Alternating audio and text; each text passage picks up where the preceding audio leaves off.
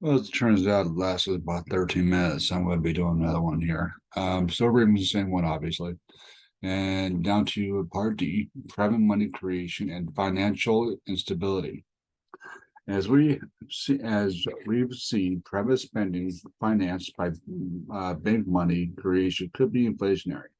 However, the greater danger of, quotes, too much money creation, unquote, by banks is typically not inflation, but rather financial crisis. Too much private money often means too much risky debt. The risk built until a crisis erupts. This typically involves lending to purchase financial assets. If asset prices are rising, it seems reasonable to borrow to purchase the assets on the expectation that they can be sold later at a higher price. If that expectation proves valid, the loans can be repaid easily, with profits left over. This is called speculation, and borrowed funds is called leverage. If you put in $10 of your own money and borrow 90, your potential gains are multiplied if asset prices to rise. You can repay the loans plus interest and walk away with profits on the borrowed money as well as your own equity. Of course, if your expectations were wrong, you not only make losses on your equity, but you also must repay loans and interest. It is a risky business. To be sure, the markets do not see it that way. Expansions make it easy to be successful, so leveraging up debt does not seem risky. We recognize the increased risk mostly ex post when a few bets go wrong and we begin to worry about our own finances. The combination of rising leverage and increasingly complex financial linkages ensures that a few sufficiently large failures will quickly ripple through the entire financial system. Liquidity suddenly disappears. Losses compound very quickly. Let's say that aluminum used in beer cans and airplanes prices are rising rapidly. You leverage up and buy aluminum on credit. You'll probably buy futures contracts, not actual aluminum, but we are not focusing on those details. Some speculators start to believe aluminum prices are too high and bound to fall. They start selling, driving prices down. Even if you believe that they might be wrong, you begin to worry about all the debt you owe. So you and everyone else start selling and the price collapses. Your creditors demand payment, forcing you to sell other kinds of assets. Others do the same. The dynamics are perverse. Everyone is selling assets because prices are falling as the sales drive prices over ever lower. Ever lower.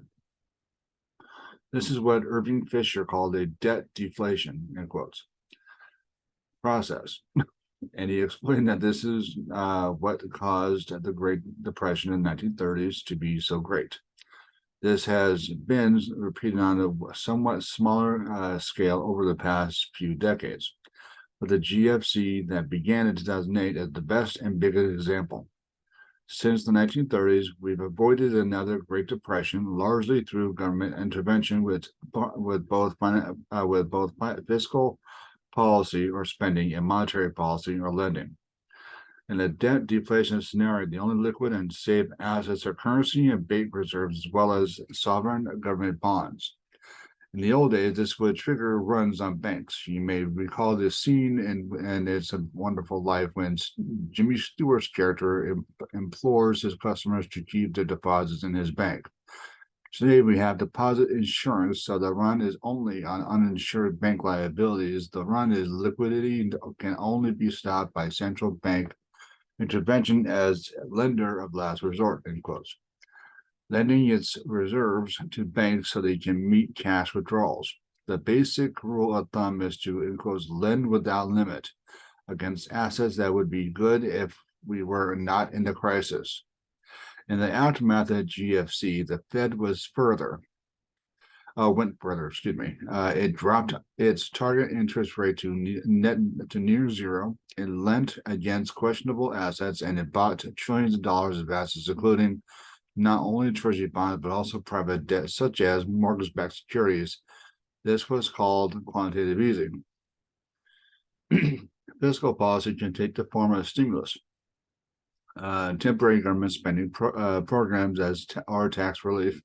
The Obama administration spent approximately $800 billion over a 2-year period trying to lift the economy out of the recession brought on by the GFC.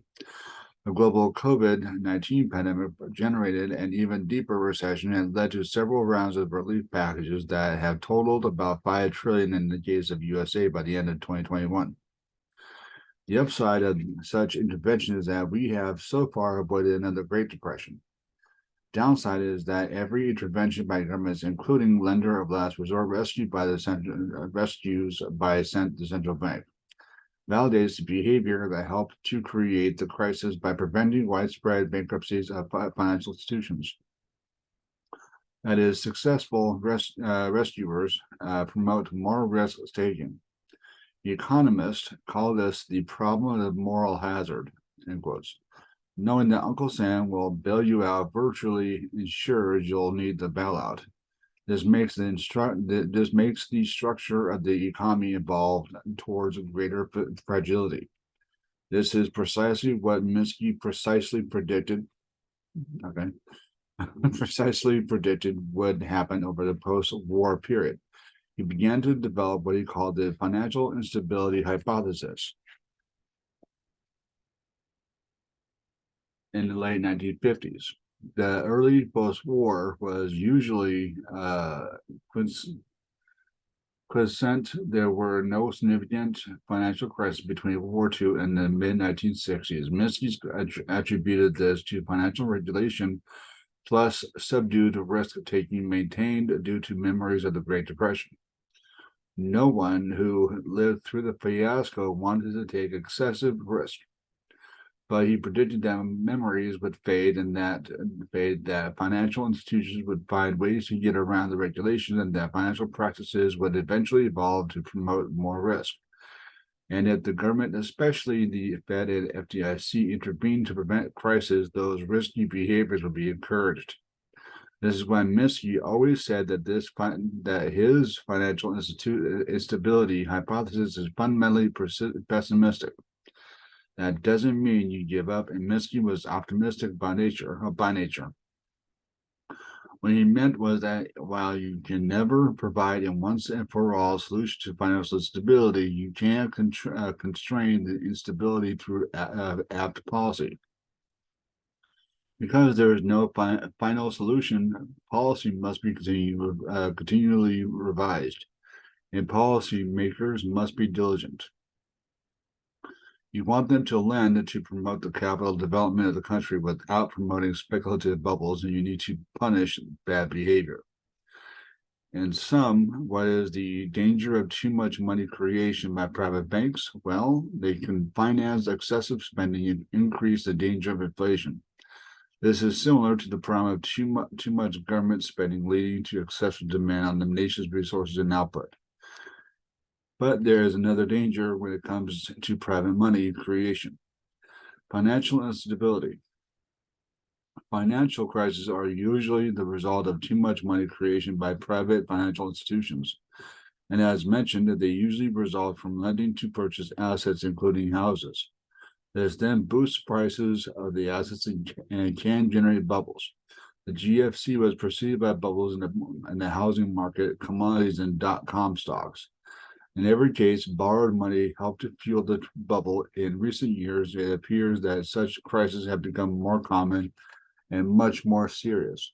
It also has become harder for the government to prevent deep and long-lived economic downturns that could be set up by financial crisis. So as we study how the monetary system works, we need to heed Minsky's warning that our financial system is not necessarily benign. Left to its own devices, it does not serve us well. We need to take stock of the true risk of even as we begin to understand why so much fear about money are ill-founded. E, conclusions. And let's see this. Okay. Private bank money creation is limited by rules of thumb, underwriting standards, capital ratios, and other imposed constraints. Central bank reserve money creation is only limited by what it perceives to be necessary to keep the payment system functioning smoothly, so that both government and private checks clear, and to stop any bank run before it spreads too far, e.g., to protected liabilities such as deposits. The upshot is that we cannot run out of keystroke entries on bank balance sheets. This recognition is fundamental to issues surrounding finance. It is also a bit scary, not big scary, a bit scary. The good thing about the ability of banks and the central bank to create money is that sufficient finance can't always be supplied to fully utilize all available resources to support the capital development of the economy. We can keystroke our way to the full employment. The bad thing about the ability to create money is that we can create more funding than we can reasonably use in the productive sphere. Further, our bankers might make bad choices about which activities ought to get keystroked finance. It is difficult to find examples of excessive money creation to finance productive uses. Rather, the main problem is that much of the money creation is related to financial non-productive asset purchases, which can fuel asset price bubbles.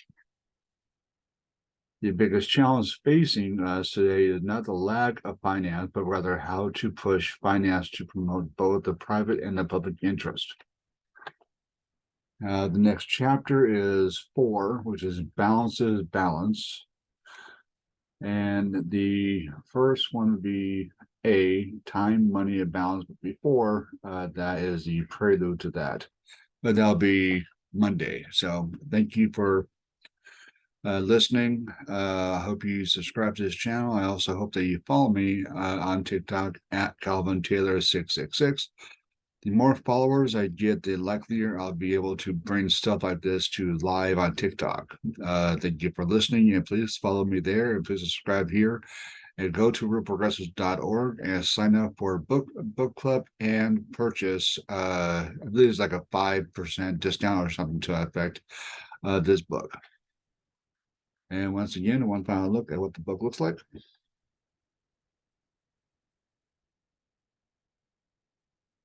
And this.